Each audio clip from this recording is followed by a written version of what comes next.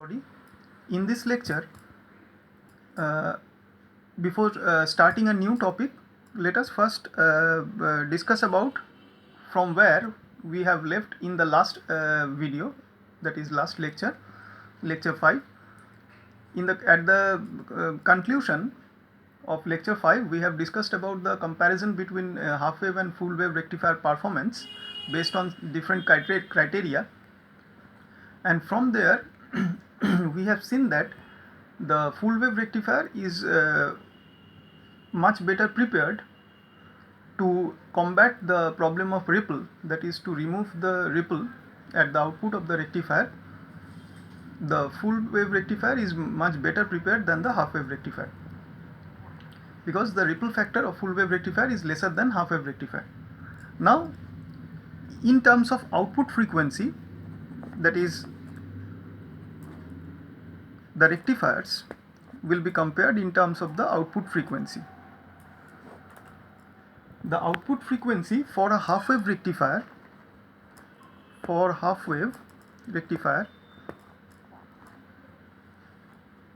the output frequency is same as the input frequency. Output frequency is equal to or same as the input frequency. We can easily understand this point because each cycle of input voltage produces one cycle of output voltage. Both the cycles are equivalent. So therefore we can write for half wave rectifier, F out or output frequency is equal to F in or input frequency. This concept, this idea for half wave rectifier will be utilized in solving different problems. Now, in case of full wave rectifier,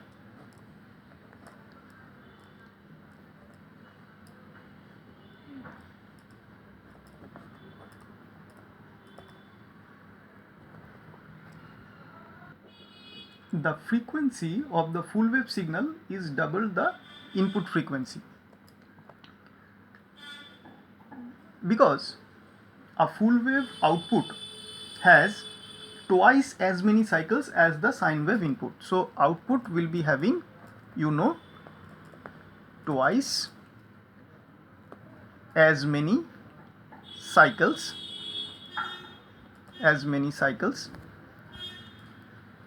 as compared to the input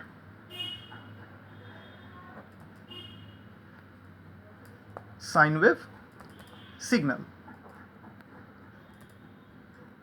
So the full wave rectifier does each negative half cycle it will invert, so that we should get double the number of positive half cycles, because the negative during the negative half cycle, what we have seen, that the input half cycle, the half cycle at the input side will be inverted at the output side. So for each half cycle, for a complete cycle of the input signal, we will get two half waves consequently. The effect of this operation is that the frequency will get doubled at the output. So we can say for a full wave rectifier, output frequency F out is equal to twice the input frequency F in. So this will also be used in solving numerical problems. So if we now compare the half wave and full wave rectifier in terms of output frequency, we will see that because of two consecutive waves for a input sinusoidal signal, in a full wave rectifier the frequency gets doubled, whereas in a half wave rectifier the output frequency will be same as the input frequency. This can be proved considering frequency as 50 Hz or 60 Hz. For any sort of values, this can also be proved if we calculate the time period from the input frequency. So this was one of our discussions about the comparison between the full wave and half wave rectifier in terms of frequency, input and output frequency. Now let us see the next topic of our discussion on rectifiers, and that is filters. Now we will go into those discussions where we will see filter will be used in such a way as a particular electronic circuit or device which will be helping us to remove the ripple, that means the AC content, as much as possible from the output of any rectifier. So a perfect rectifier circuit gives across its load resistance a ripple free steady voltage. It is as per the ideal terms. The output of a half wave or full wave rectifier contains instead what we have seen in practical cases, ripple components, that is AC components mixed up in the ideal DC at the output of a rectifier. The performance of such rectifiers where this mixing is being observed can be improved by including an additional circuit between the rectifier and the load resistance, which is driven by the rectifier, to reduce the ripple components. This additional circuitry is called a filter. So what a filter will does? A filter will remove as much as possible the ripples or the AC components ideally should not be present at the output of any rectifier. It should remove that, and that's why the filters will be used between the output of the rectifier and the load. In the simplest of all cases, different configurations of filters can be used. The simplest of all cases will be just only a capacitor C will be used as a filter connected in parallel, that is in shunt with the load resistance RL. So one configuration will be capacitor in shunt with load. This is one configuration. Another configuration we will be looking at inductor also in series with load. You can understand this why capacitor and inductor has been chosen, because they are frequency dependent elements, and you know a filter is such a circuit where the frequency dependence or the discussion on frequency will be very much important. And since we are trying to remove the AC components which is AC components means whose frequency term will be very much relevant about its discussion. So that's why we need, for removal of AC components, we need such elements which are frequency dependent, and they will constitute the circuit of the filter. So these are the basic filters: capacitor in shunt and inductor in series with the load. There are other types of filters also. An LC combination,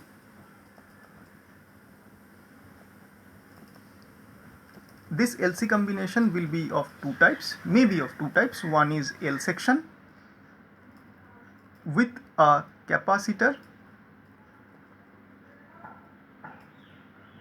in shunt and inductor in series with the load. These all are connected with the load. And also pi section.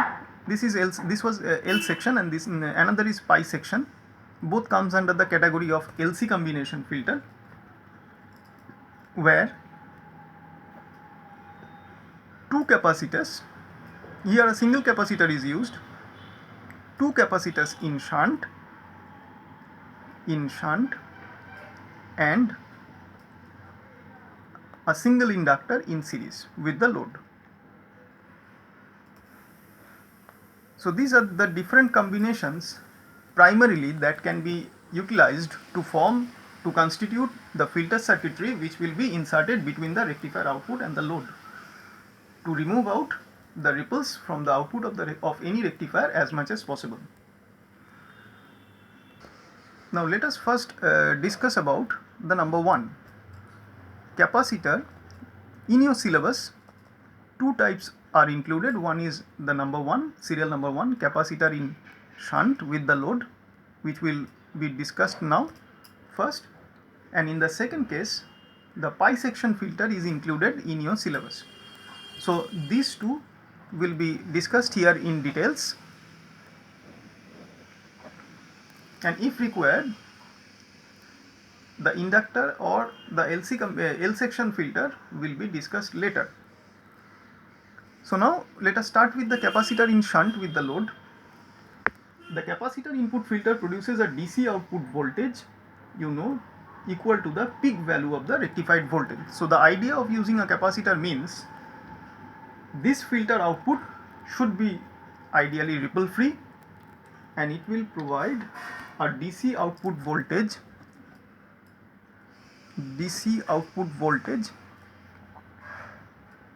equal to peak value of rectified voltage. So this is the basic fundamental knowledge based on which the capacitor, a single capacitor in shunt with the load, will work well as a rectifier. So the idea should be DC output voltage is equal to peak value of the rectified voltage. That means at the peak value of rectified voltage the capacitor will be charged, and if required discharged from there, so that the output of the rectifier should remain at a constant level and it should be as much as ripple free. So let us first discuss about the configuration, a basic simple configuration of capacitor as to be used as a filter. Now let us take an AC source, a diode and a capacitor. To understand this, the use of capacitor input filter, let us take example of a simple circuit, that is unloaded capacitor input filter.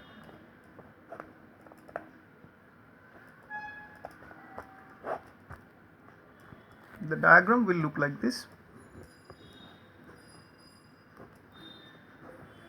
An AC source, you can understand,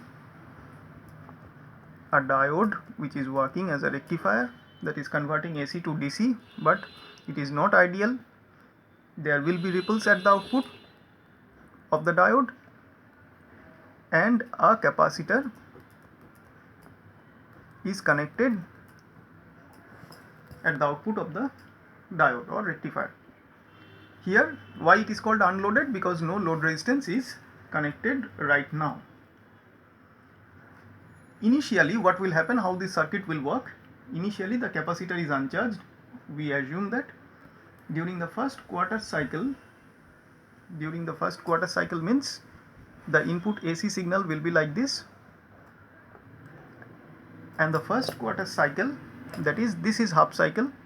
So if we divide it into two parts, this is the first quarter cycle, that is only this much of signal. So the output will be something like, for the first quarter cycle, so let us take this much of portion only.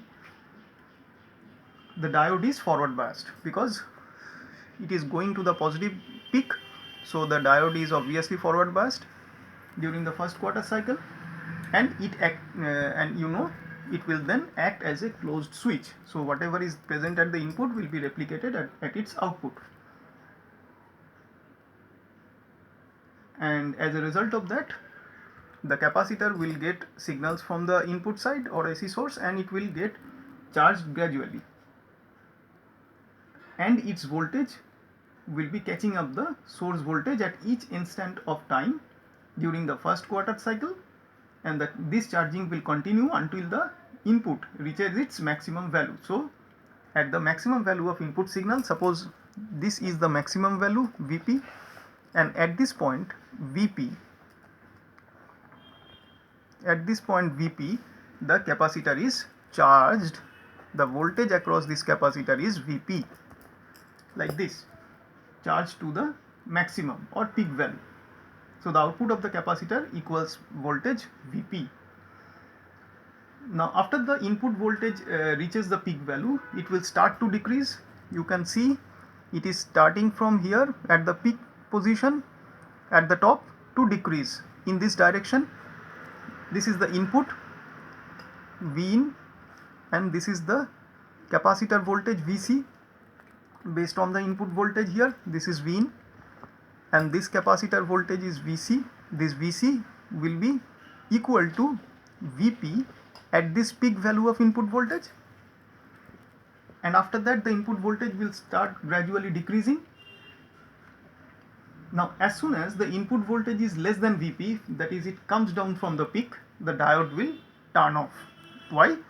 Because now at the peak voltage Vp, Vc at Vc equal to Vp, the voltage at the output side is greater than the voltage at the input side, because at the equilibrium when V in is equal to Vp, then it will indicate Vc will be equal to Vp. That means the capacitor will be charged at maximum peak value of input voltage. Now as soon as the V in will decrease down from the maximum value Vp, the capacitor, due to its inherent property, will try to hold that charged condition at Vp. So at that time, as this point will be alternating to be going down towards the zero axis, due to the natural nature of sine wave at the input side V in, this voltage will remain as it is at Vp. So the voltage at the output side will be more positive than the input side. That will make the diode at the cathode side will be more positive than the anode side, and it will get switched off. That means the diode will come into a non-conducting state. It will turn off and it will act like a open switch. So nothing will be replicated from the input to the output at that condition. During the remaining circles, the capacitor stays fully charged and the diode remains open during the remaining part of the cycle. Remaining means it is coming down to zero axis, and all over this negative half cycle the diode will remain switched off or open. It will behave as an open switch.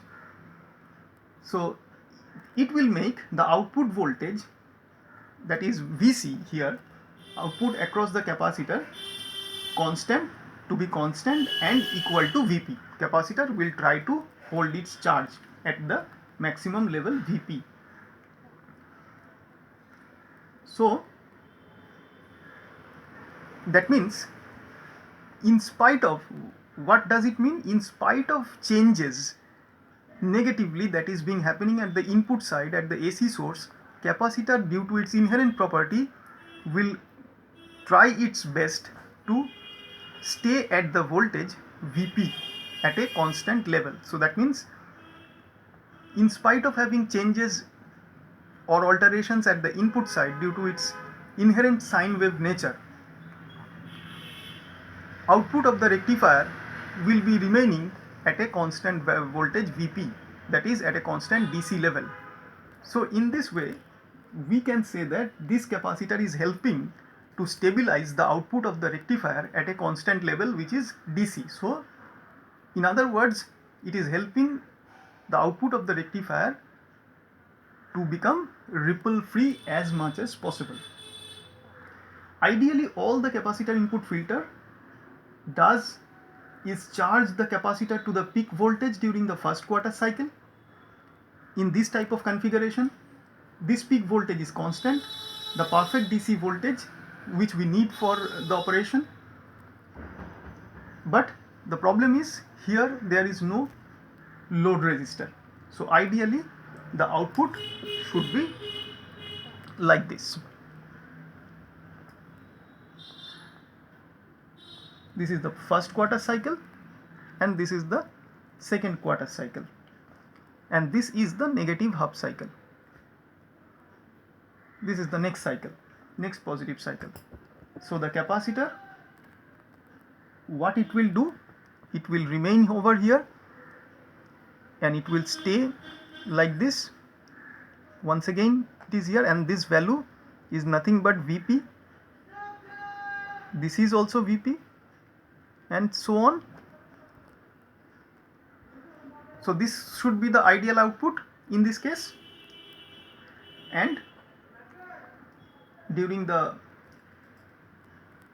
negative half cycle, or this part of the half cycle and this part, how the diagram will look like?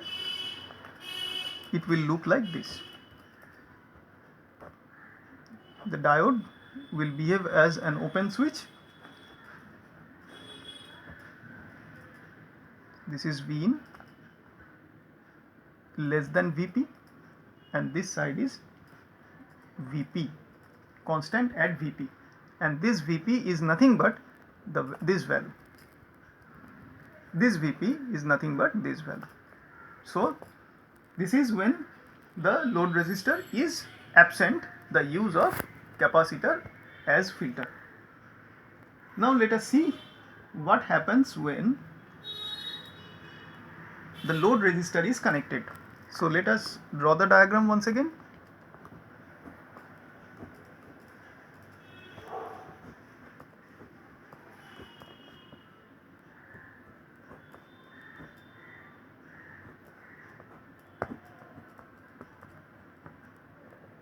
Just connecting in parallel to the capacitor filter a load resistor RL.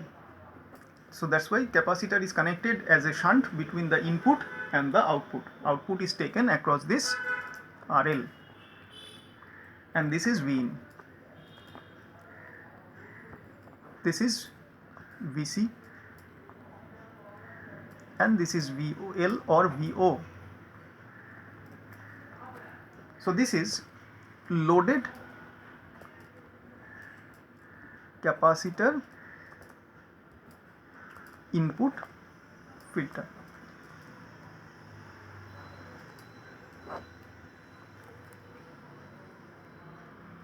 Now, as long as the RLC time constant is much greater than the period. Now, in this case, what is important? This capacitor will be having a discharging path through this RL during the non-conduction period of the diode. During the conduction period of the diode, obviously the capacitor will charge as the previous one when there was no load resistor. But here, since because of the presence of this load resistor, and during the non-conduction period of the diode or the rectifier, the capacitor will be having a discharge path through this load resistor, and there will be a tendency of decreasing the voltage gradually from the charged peak value Vp, as we have seen in the previous case. So let us see how that happens. The condition is, because of this tendency for the capacitor to be discharged through the load resistor RL, the condition is RLC time constant, but this discharging is dependent on the time constant. Any capacitors discharging or charging is dependent on the time constant. If a load or resistance is connected with that capacitor, the product of resistance and capacitance is called the time constant. And in this case, to decrease this tendency of discharging its charge held by capacitor during the non-conduction period of diode through the load resistor RL, the RLC time constant is kept much greater than the time period of the input signal, that is Tin, time period of the general nature of the sinusoidally varying input signal.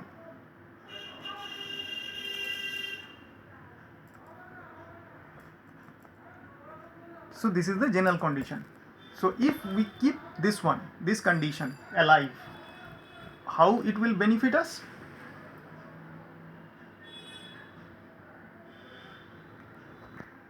The capacitor remains almost fully charged because of slow high value of time constant. That means it will discharge very slowly.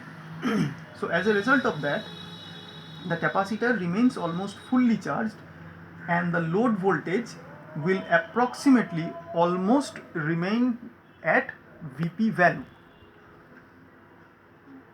The only deviation from a perfect DC voltage is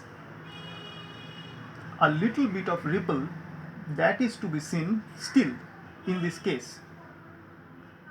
The smaller the peak to peak value of this ripple, the more closely the output approaches a perfect DC voltage. That means we can say that this output is still not a pure DC in spite of keeping this condition alive, but still less the amount of peak to peak ripple value at the output of this load, across this load, more will be the chances of getting pure DC at the output or a perfect DC at the output. Now between two peaks, so first let us draw the diagram,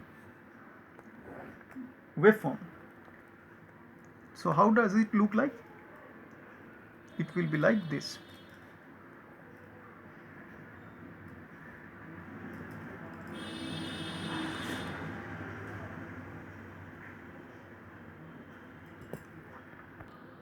So it will be like this. First the capacitor is charged at this point Vp. After that, this is my Vin. Based on this Vin, the capacitor is fully charged. It is charged up to this. This is Vc. It is charged. This is Vc. It is charged up to this. And after that, it will gradually, very slowly, it will start discharging due to its own nature of capacitor through the load resistor RL. So this previously, in this case, this was constant little bit, but here since there will be a gradual discharge, very slow discharge based on this condition, this will be little bit down. That means it will come little bit down up to the point,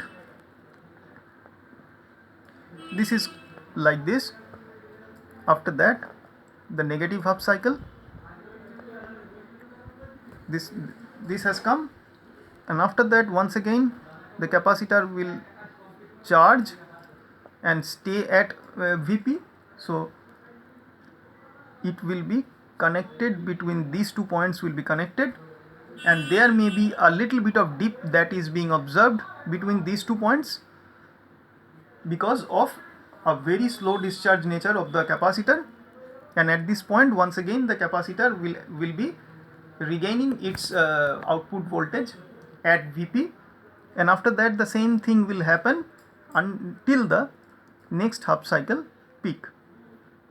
That means here once again it will be gradually a little bit down and regaining the position of Vp. But more or less this line, this red line, is almost a constant, which signifies a almost pure DC level at the output, which is as much as ripple phi. Now between the two peaks, these two peaks, we are seeing that the second quarter cycle and the whole negative half cycle, the diode remains off state, and the capacitor during that time discharges very slowly through the load resistor. In other words, we can say the capacitor supplies the load current, and since it discharges only slightly between the peaks, the peak to peak ripple is very small. The discharging is so slow that it is almost constant to DC, so the peak to peak ripple voltage is almost very small in this case when we are using a load resistor along with this capacitor, shunt capacitor filter. When the next peak arrives, the diode conducts briefly during this time. As I have seen, from going from one peak to the other, the diodes at during this position, the diode briefly conducts in the second quarter cycle. This is the first quarter cycle. This was second quarter cycle, during which it was decreasing. In the third quarter cycle, it will once again, the input will be increasing and the diode will be diode will be conducting, and the capacitor filter will be regaining its charge across it as Vp, to get the voltage as Vp.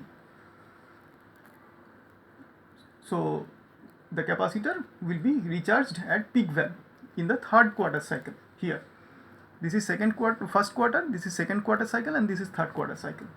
But important to note that these quarter cycles are considered in the positive half cycles only, not during the negative half cycle, because it is quite obvious that during the negative half cycle, the diode will be completely switched off, and there will be no question of charging by the capacitor.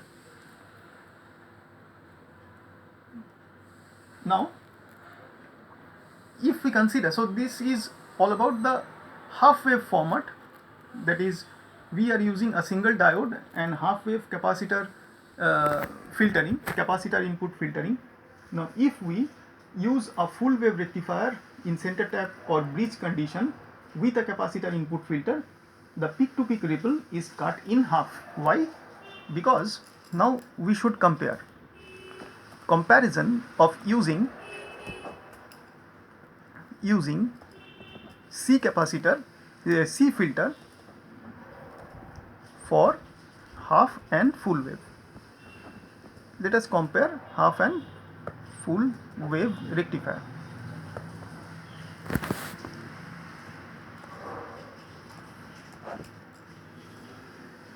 Now, how should be the waveform will look like in a full wave? It will be like this,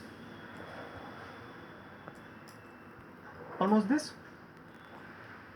Now, at this point, the capacitor is fully charged, therefore a very slow little bit dip, then again once again it is fully charged at Vp, therefore a very slow discharge and little dip in the line, and once again it is charged and regaining the peak voltage at Vp across the capacitor. So ultimately it will be giving us almost a pure DC level. Now, what is the difference between these two? This is nothing but for half wave condition, and this is nothing but for full wave condition.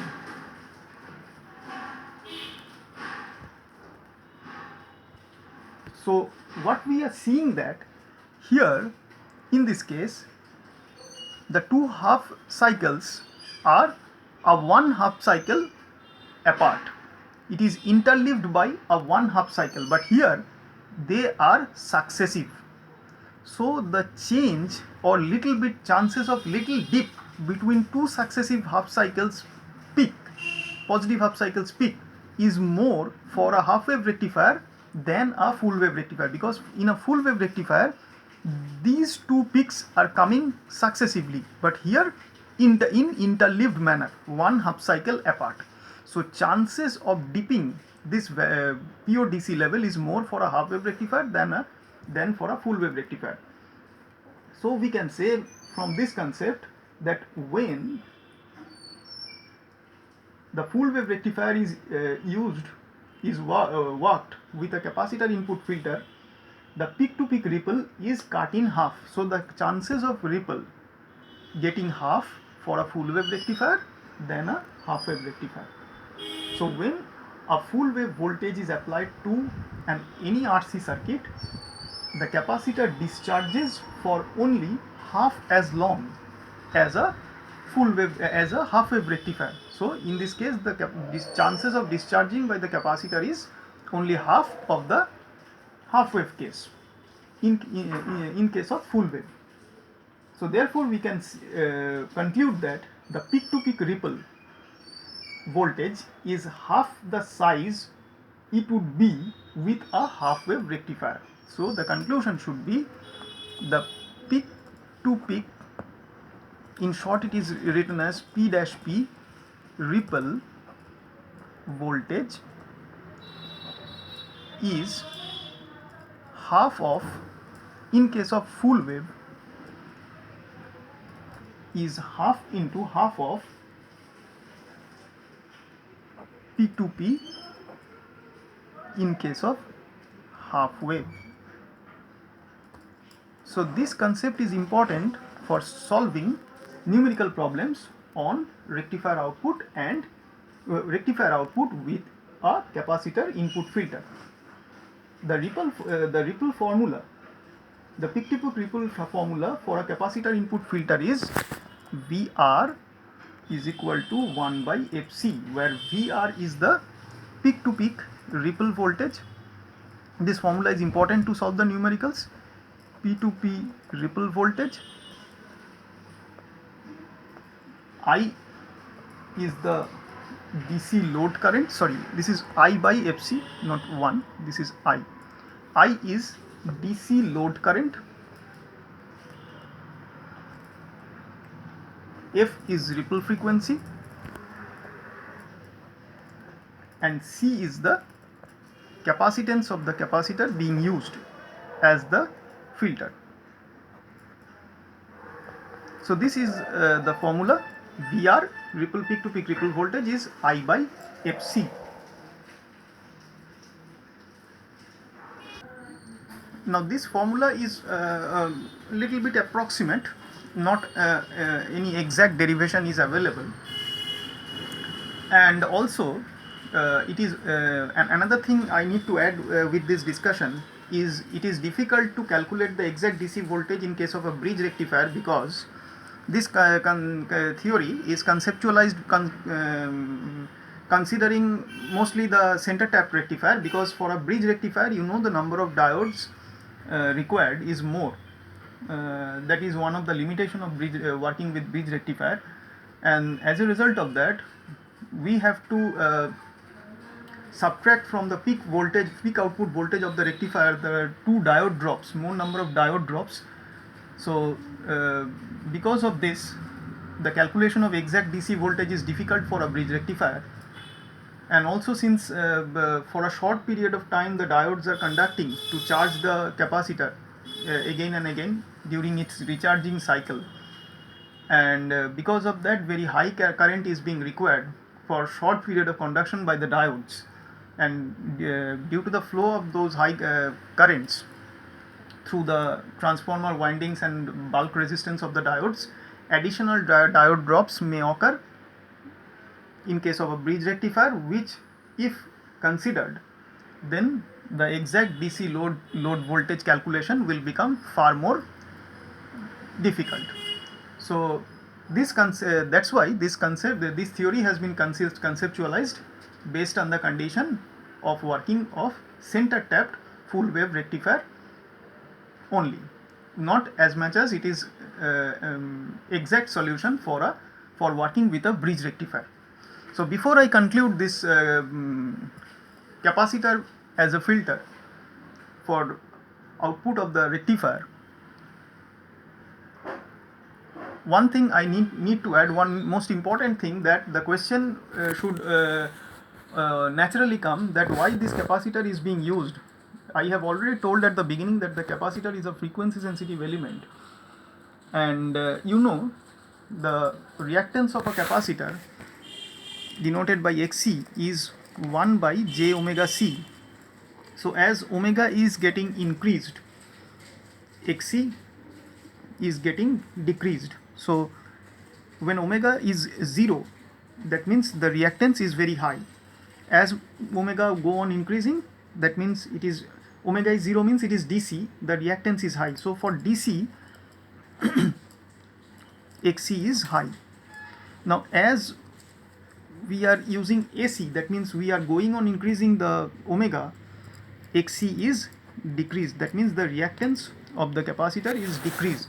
So considering this fact that the capacitor filter is used in parallel with the load resistance, why it is connected in parallel but not in series, because the reactance of the capacitor we have just seen at the input signal frequency is much smaller than the RL, because at the input signal frequency AC, the capacitance, the reactance of the capacitor or the capacitor filter is getting decreased. So in comparison to the resistance, load resistance that is being used, this the use of this capacitor is will be imposing much smaller reactance. Therefore, the ripple components will be easily bypassed by the capacitor. That means, if we consider this circuit as compared to this RL, the reactance imposed by this capacitor, as we go on increasing the signal components, input signal frequency, that is omega, the reactance through this path is decreased as compared to the path connected with RL. So that will make the AC components that is being mixed up at the output of this diode will be preferred to pass through this capacitive path rather through this output load path. So it will mean if we segregate the DC and AC components at the output of the diode or the rectifier, the AC components will be more easily passed through this capacitive path and the DC components will remain to be there going into the load resistance path. So as a result, the AC components, we can say the AC components will be bypassed by this capacitive path, and the DC, that means the fluctuations will be bypassed by this capacitive paths, and the output at the across the load resistance RL will be fluctuation free or ripple free as much as possible, and chances of obtaining pure DC will be higher. So that is why we are considering capacitor in shunt with the load resistance at the output of the rectifier to be used for making output ripple free as much as possible or fluctuation free as much as possible, so that pure DC is ensured at the output of the rectifier. Thank you.